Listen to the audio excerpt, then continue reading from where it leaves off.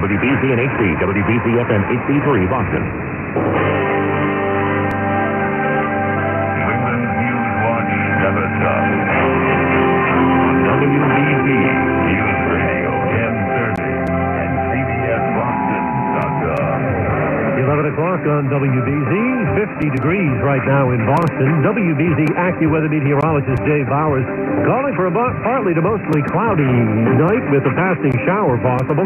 Overnight temps in the low 40s. Saturday will break windy and much cooler. A mixture of clouds and sunshine. Saturday's high in the upper 40s.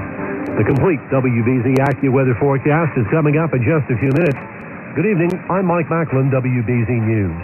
An investigation now underway into a gas explosion that destroyed 2 buildings in Springfield, damaged many others in a 4-block area, and sent shockwaves that could be felt miles away.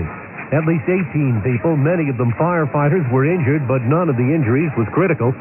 State Fire Marshal Steve Cohn credited initial responders with moving quickly to ensure that a public safety disaster was averted. It's an example of our public safety officials each and every day putting themselves in harm's way.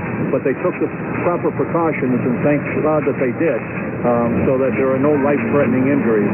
Columbia Gas spokesperson Sheila Doran says they'll continue to keep a close eye on the neighborhood where the explosion occurred. We're going to be continuing to monitor for any kind of gas readings in the streets in a several-block area around the impact area. One of the buildings destroyed housed Floors Strip Club. It was reduced to little more than a hole in the ground filled with rubble. The rest of the world is wondering what's next for Egypt now that its president has taken steps critics say almost make him a dictator. Here's CBS News correspondent Sam Litzinger. The question in diplomatic circles, how far will Egypt's president go? Protests have broken out after he gave himself new powers that essentially mean what he says goes.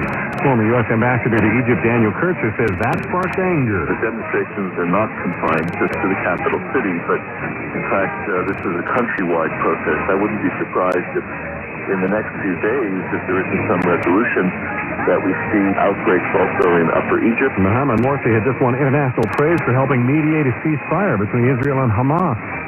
Sam Litzinger, CBS News, Washington.